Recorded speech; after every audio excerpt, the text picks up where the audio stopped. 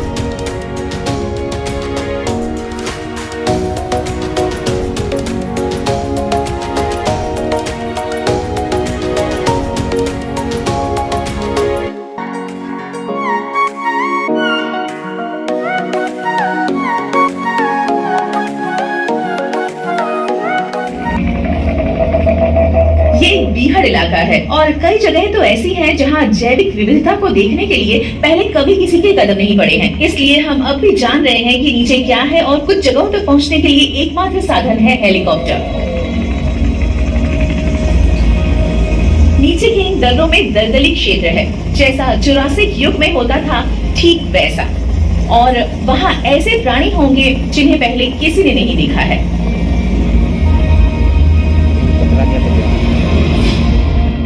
नई प्रजातियों की खोज में लगी चोटी के लिए ये सबसे सही जगह है। जलवायु में ग्रीष्म काल में रेगिस्तान जैसे हालात और वर्षा ऋतु में 100% आर्द्रता और गर्मी भी शामिल है।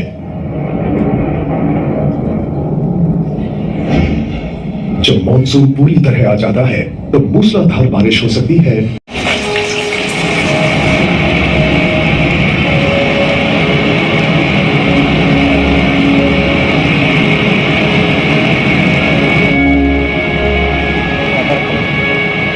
बाढ़ का विस्तार होता है चारों तरफ। गर्मी और उमस के कारण वनस्पतियों और प्राणियों की उत्पत्ति होती है प्रचुरता में।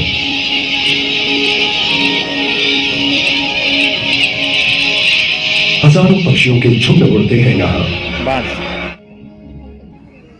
फ्रेंड्स, इस वीडियो को मैंने सिर्फ आप लोगों के लिए बनाया है, तो प्लीज़ इस वीडियो के लिए एक लाइक ज़रूर कर देना। इसके बाद जाएंगे हम लोग टाइम मशीन के अंदर।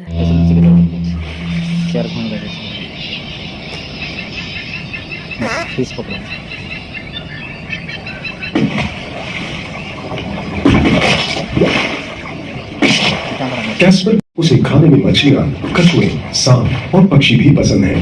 पत्थर की मजबूत दांतों की जकड़ में जो भी आए वो भोजन है। उसका दिमाग छोटा हो सकता है लेकिन अंधा प्रेरणा सशक्त है। ऑस्ट्रेलिया आने वाले यूरोपियनों के हाथों उनके खात्मे का कारण बना। नरभक्षी होने के कारण ही शुरुआती यूरोपियनों ने इन्हें मारना शुरू किया और फिर दौर आया जब इनकी बेशकीमती खाल के लिए इन्हें शिकार बनाया गया। 1970 के आते आते इनके शिकार ने इन्हें विलुप्ति के कगार तक पहुंचा दिया। 70 के दशक में ही खारे पानी के इन मगरमच्छों को संरक्षित प्रजाति घोषित किया गया और पर्यावरण प्रबंधन के तरीकों एवं शिकार पर प्रतिबंध के जरिए इस प्रजाति की वापसी हुई। उत्तरी ऑस्ट्रेलिया में मगरमच्छों की वापसी पर्यावरण के लिए कामयाबी की कहानी है, खासतौर पर जब आप इनकी तुलना दुनिया भर के दूसरे नरभक्षी जानवरों की विलुप्तीकरण से करेंगे। पर्यावरण के फायदे के अतिरिक्त मगरमच्छों की संख्या वृद्धि से आर्थिक लाभ भी हुआ। मगरमच्छ के पालन और पर्यटन के द्वारा और इस अद्भुत प्राणी के संरक्षण के जारी कार्य में इन दोनों ने ही महत्वपूर्ण योगदान दिया है। जमीन के सूखते ही क्षितिज से उठने लगता है धुआं। ये आग का मौसम है और धरती की सबसे बड़ी आग सुलगाई जाएगी। हर साल सैकड़ों हजारों वर्ग किलोमीटर जमीन में आग लगती है। लेकिन ये कोई जंगल की आग नहीं है, ये आग जानबूझकर लगाई गई है। फिर से हाजिर हूं मैं मेरे देश, मेरे घर में। मैं आर्नम लैंड का निवासी हूं, जो उत्तरी अंचल का देसी इलाका है। मेरा परिवार और यहाँ के सारे पारंपरिक स्वामी अनगिनत पुश्तों से ऐसा करते आए हैं। लेकिन आप घूमते हुए मनमर्जी से कभी भी आग नहीं लगा सकते। आपको अपने दादा परदादाओं की राह पर चलकर इसे प्रज्वलित करना होगा। काम कर देगी। तबाही मचाने वाली ये चिंगारियां अपनी राह में आने वाली हर चीज को भस्म कर देती है।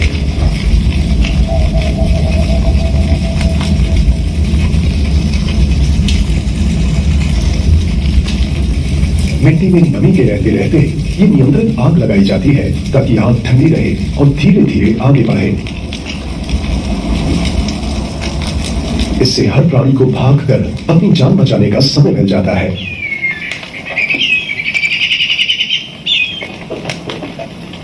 लंबे समय से हम इस देश के बागबान हैं। हम सभी नन्हे जानवरों के लिए इस वन को सुरक्षित रखने के मकसद से ये आग जलाते हैं, क्योंकि छोटे के बिना बड़े पशु भी नहीं रहेंगे, जैसे कि हम।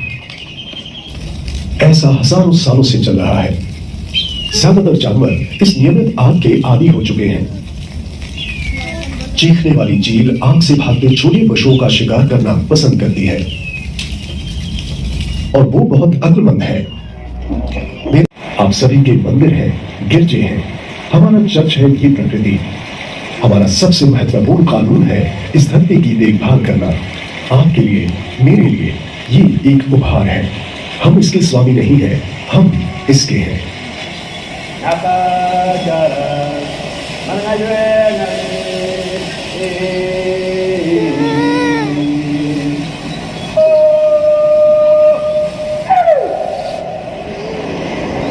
जैसे जैसे पतझड़ का मौसम आगे बढ़ता है, जलीय भूमि सिकुड़ने लगती है। मजबूरन कैस्पर को अन्य मगरमच्छों के साथ शेष बची जलाशयों की ओर जाना पड़ेगा। ये कैस्पर के खाने और बड़े होने के लिए यहाँ काफी जगह है।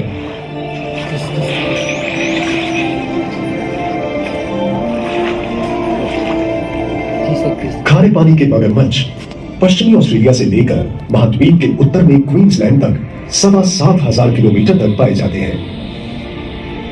कैस्पर उत्तरी ऑस्ट्रेलिया के छोर केप यॉर्क का चक्कर लगाकर आ पहुंचा एक दूसरी दुनिया में। कभी कभी यहाँ के विशाल समुद्री उद्यान में मगरमच्छ टहलते हुए दिख ही जाते हैं। यहाँ आकर उसकी मुलाकात बिल्कुल नए समुद्री शिकारियों के समूह से होगी, लेकिन वो कैस्पर को परेशान नहीं कर पाएंगे। वो अब बड़ा और ताकतवर हो चुका है। लो, ये तो मैं हूँ। हे ईश्वर, ये एक मैको शार्क है। हम इस दोस्त को माना कहते हैं। ये 14 फीट तक लंबी हो सकती है और इसकी गति समुद्र में सबसे तेज है। इसकी रफ्तार 40 मील प्रति घंटे की है। सौभाग्य से कैस्पर के लिए नॉर्दर्न बैरियर रीफ दुनिया के सबसे शांत नदी मुहानों की तुलना में एक बेहतर पनाहगाह बनता है।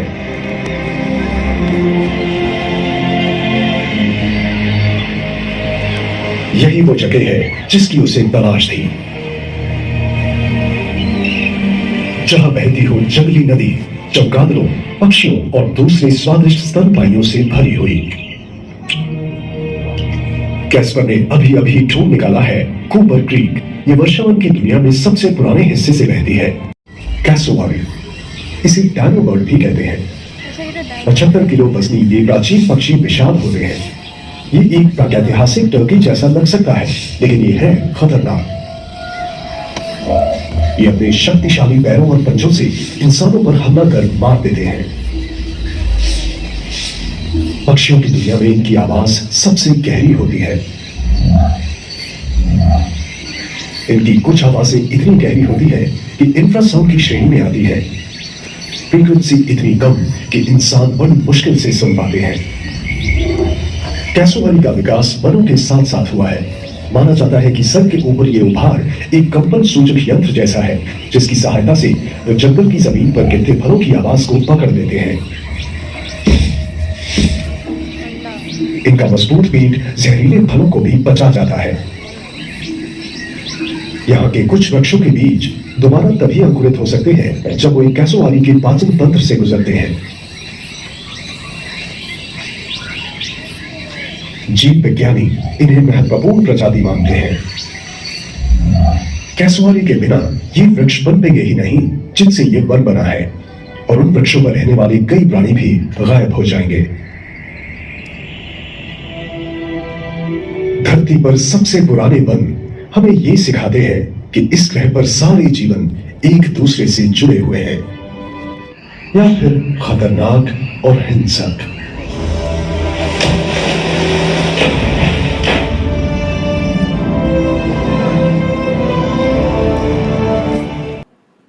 फ्रेंड्स, मेरे पीछे जो व्हाइट कलर का दिख रहा है वो है time machine motion simulator. There are 2 numbers of time machines with a capacity of 15 visitors at a time each. Visitors thrilling experience through 3D projection on a 65-inch LED monitor. Duration of the show is 5 minutes. Let's go inside the time machine. अभी हम लोग time machine के अंदर है। बहुत अंधेरा है अंदर। शो स्टार्ट होने वाला है और उसके पहले ये देखिए बाहर का व्यू।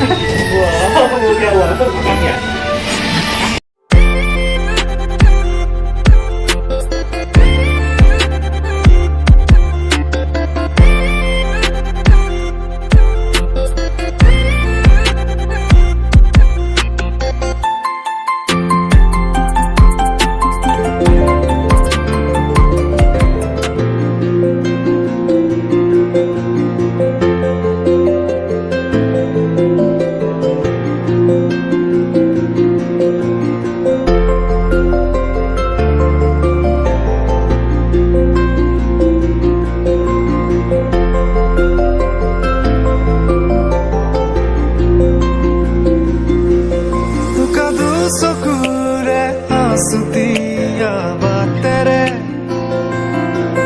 শুকুলায় জাকদার নামে মই চমকো কপাহী চাদৰৰ সেমেকা আচলখনে মাতে আউসীত জোনাককে মই চমকো উশাহৰে গহনত তোমাৰে ছবিতে আবিৰ খানো প্ৰাণতে তুমি অংকিতা দুচকুত তোমাক আকো উশাহৰে গহনত তোমাৰে ছবিতে আবিৰ খানো প্ৰাণতে তুমি অংকিতা দুচকুত তোমাক আকো তুমি দিলা দিলা দিলা ঠিকনা ও জিয়া জিয়া জিয়া বাসনা মোৰ সেই বলিয়া মনে তোমাতে পাৰে সেউজীয়া It is no rinse body bath. No rinse body bath. And it's a bag with a straw. So now let's demonstrate. Okay, it's time to get clean. I'm going to squirt some water out.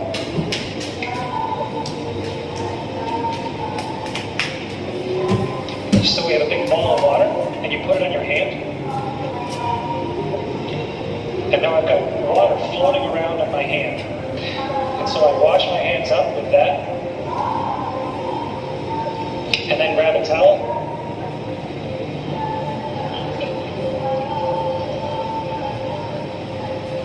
And dry them off. So that's how we do it.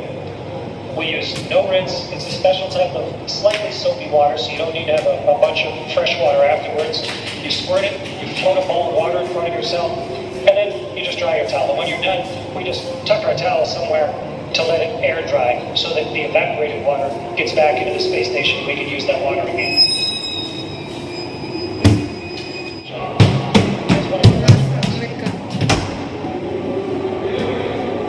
And got it in this little tiny hockey puck, so that it saves some space. But when you open up a hockey puck, so when you open up your hockey puck, it turns into a washcloth. It's compressed with a great big place. Okay, so here's the washcloth, like a magic trick. And now I'm going to get this soaking wet, and then we're going to see what will happen when we rig it up. Eric Kendra suggested that I dig this in a bag, but bags don't hold water in space, so instead I filled a water bag. This says drinking water. And I'm going to squirt a bunch of water into this washcloth.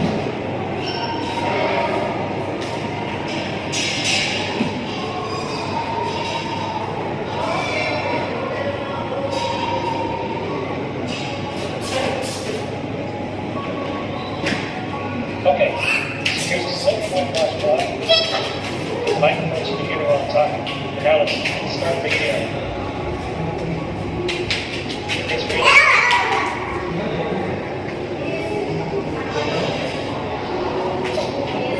The water's all over my hands. It's like rains out of the water in my hands. If I let go of the water, the water's right as it stays my hand. Okay, so the experiment worked for you. The answer to the question is the water squeezes out of the cloth, and because of the surface tension of the water, it actually runs along the surface of the cloth and then up into my hand, almost like you had Jello on your hands or gel on your hand, and it'll just stay there. Moisturize my hands. The cloth doesn't really adapt itself. It just stays there fully right. Friends, अभी हम लोग डायनामोशन hall के अंदर है। Hall का बनावट कुछ इस तरह का है जैसे मॉल में होता है। यहाँ देखने के बाद हम ऊपर भी जाएंगे। Let's enjoy the video.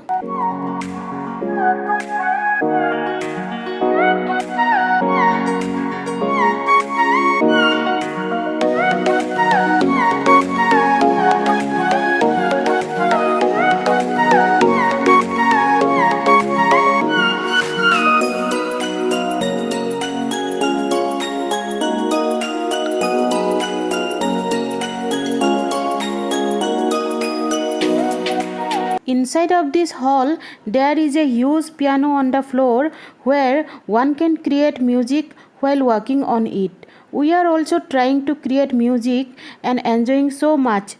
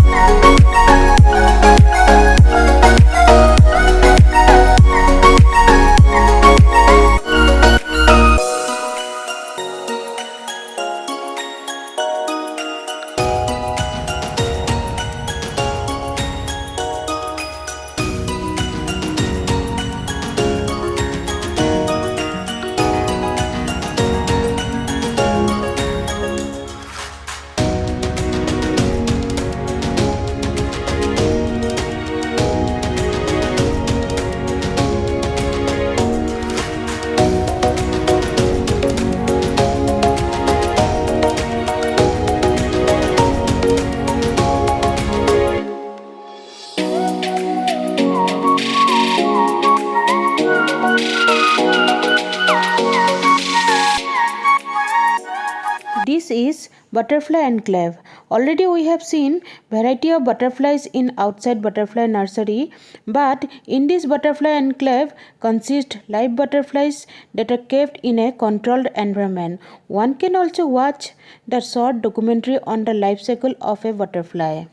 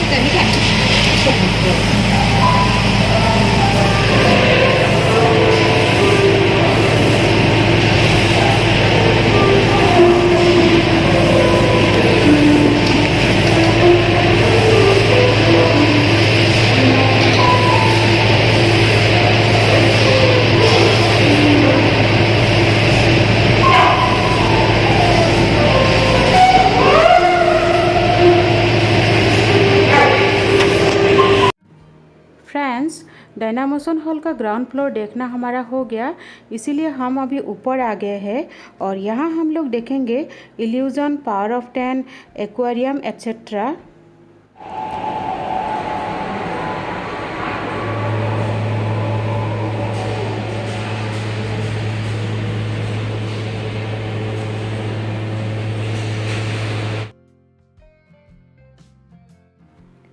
Friends, नीचे से ऊपर का व्यू पहले वीडियो में दिखाई थी मैंने, तो अभी ऊपर से नीचे का व्यू भी देख लीजिए कैसा दिखता है।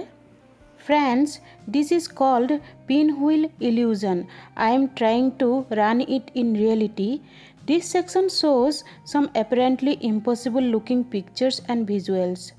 How motion and placement makes a difference in our visual perception can be seen and experimented with the help of computer-based activity. One has to see here this illusion in reality to believe.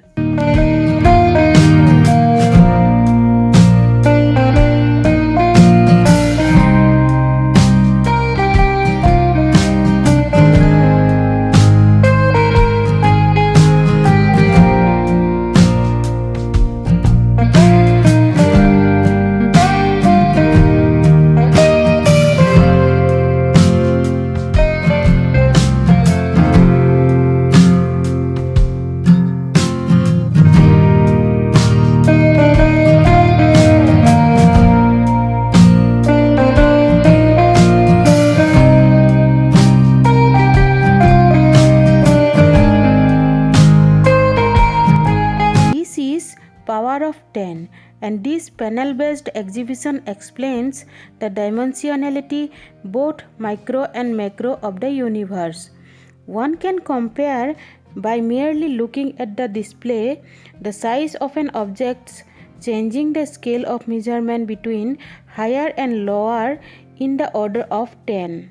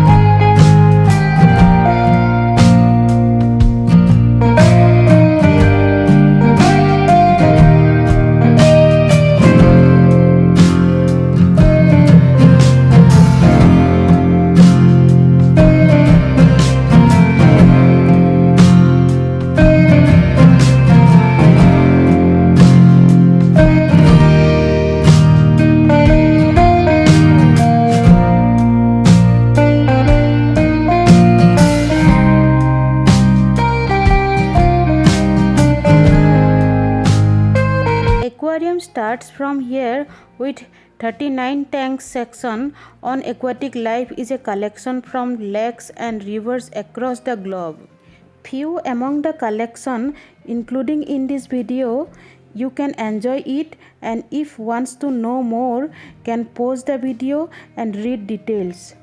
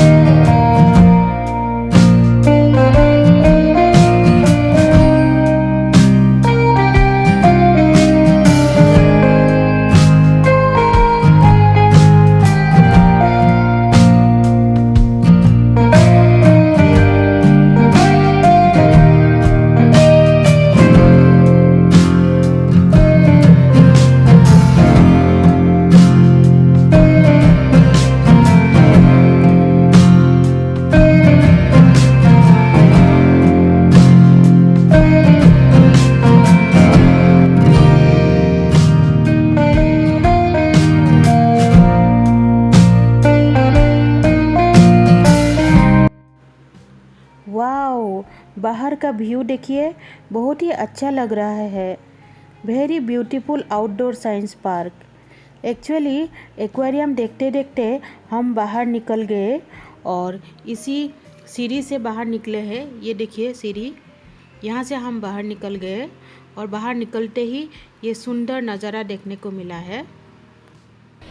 दोस्तों, अभी lunch का time हो गया है, तो हमने कुछ खाया नहीं अभी तक, बस बैठा है फूड कोर्ट में।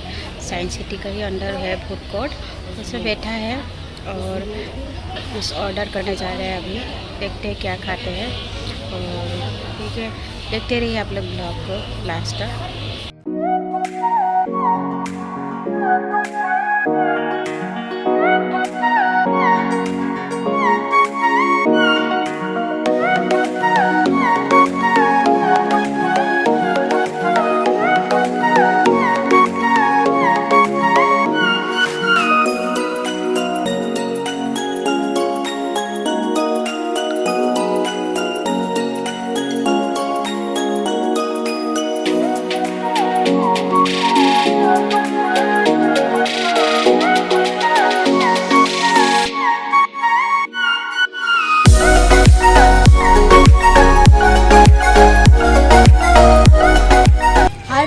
अभी हम लोग स्पेस स्टेशन देख चुके हैं, तो अभी यहाँ पे और भी घूमने का जगह है, तो चलिए वो सब देखते हैं। डार्क राइड, एक्सप्लोरेशन हॉल, तो चलिए वो सब देखते हैं।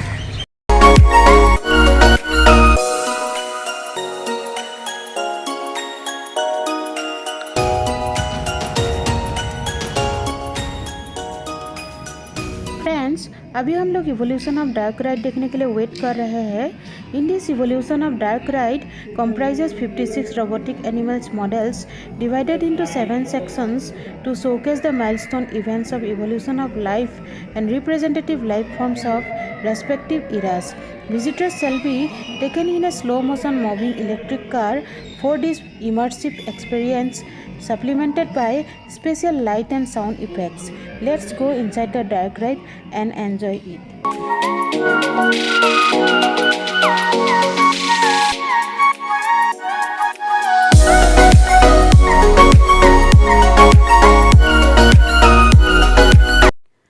हाय फ्रेंड्स, अभी हम लोग हैं इवोल्यूशन ऑफ डार्क राइड में, तो चलिए देखते हैं, इसका भी एंजॉय करते हैं।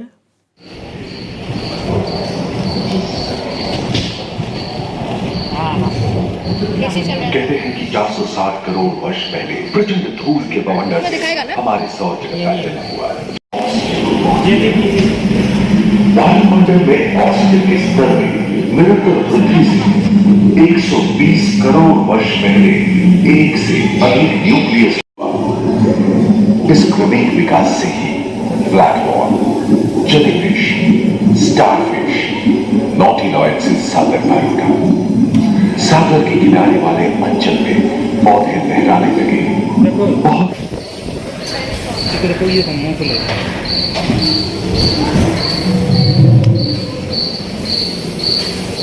लगभग 35 करोड़ वर्ष पहले धरती पर पेड़ पौधों का जन्म हुआ, जो बढ़ते गए और घने जंगलों में बदल गए। घूम, मकड़े आदि पंखहीन पतंग एवं एक क्लोस्टेगा जैसे उभयचर प्राणियों का आविर्भाव हुआ। सरसृप जैसे स्तनपायी डायमेट्रोडोन प्रकट हुए, जिसकी पीठ पर नौका के पाल की तरह एक अंग था, जो आपको नियंत्रित रखने में मदद करता है। सरसृप की तरह एक अन्य स्तनपायी प्राणी साइनोमेट्रस इन दिनों काफी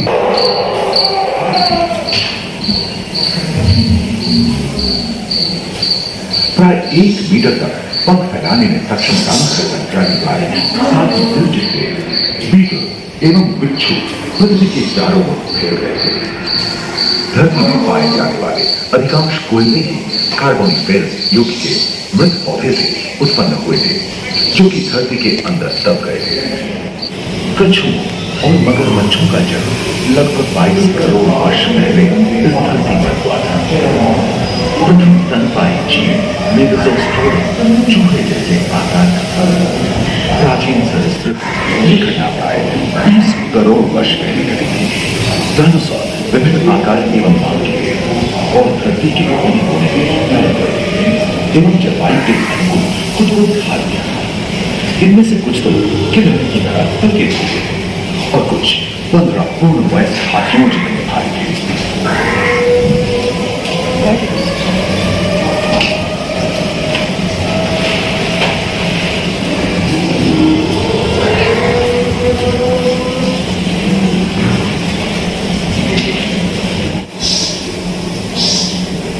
ब्रेकियोसॉरस की लंबाई प्राय 23 मीटर थी, जो कि एक टेनिस कोर्ट की लंबाई जितनी थी, और इनका वजन आकाश और सागर में पहुंचता है। प्लियोसॉरस समुद्र में रहते थे। सबसे प्राचीन सरीसृप यूरिमोर्फोडॉन हवा में उड़ते थे। इसी दिन प्रथम पक्षी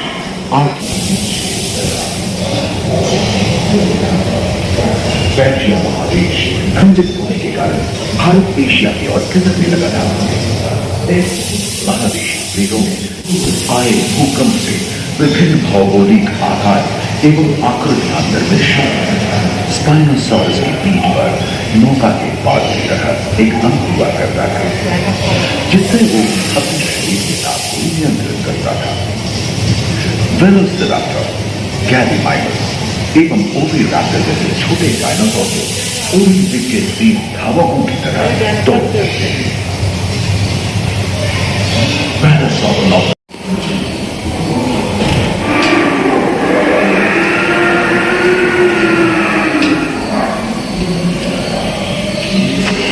स्वतंत्र रूप से शुरू हुआ।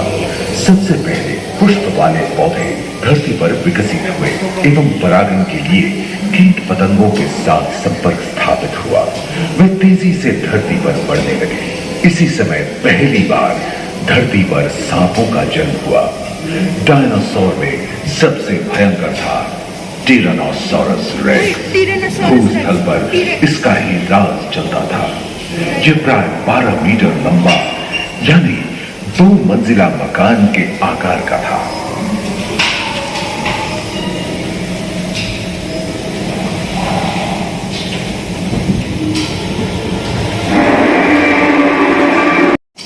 इनके हमले से बचने के लिए शाकाहारी एंकिलोसॉरस अपनी पूंछ के मुद्गर का इस्तेमाल करते थे।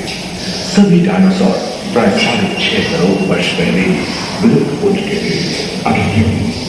एक अनुमान के अनुसार एक बहुत बड़ी नदी का पृथ्वी से जा टकराई, जिसके फलस्वरूप उत्पन्न फूल के विशाल मेघ ने हजारों वर्षों तक सूरज की किरणों को धरती पर पहुंचने से रोक दिया था।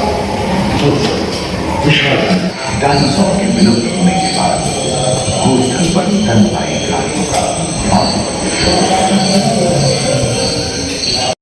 छोटे छोटे स्तनपायी प्राणी बड़े आकार में बदलते गए। इसी समय बड़े बड़े शाकाहारी एवं मांसाहारी स्तनपायी प्राणी धरती पर नजर आने लगे। विश्व के कई हिस्से जंगल से भरे।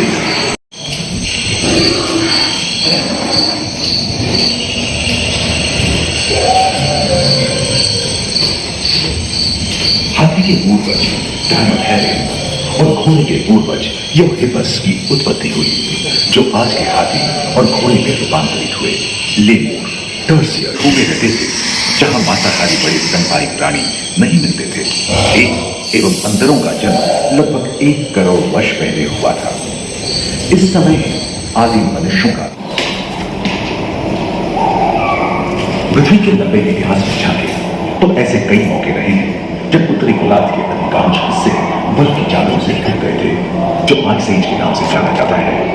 हम आज ऐसे ही एक आइस एज में रह रहे हैं जो 20 लाख वर्ष पहले शुरू हुआ था।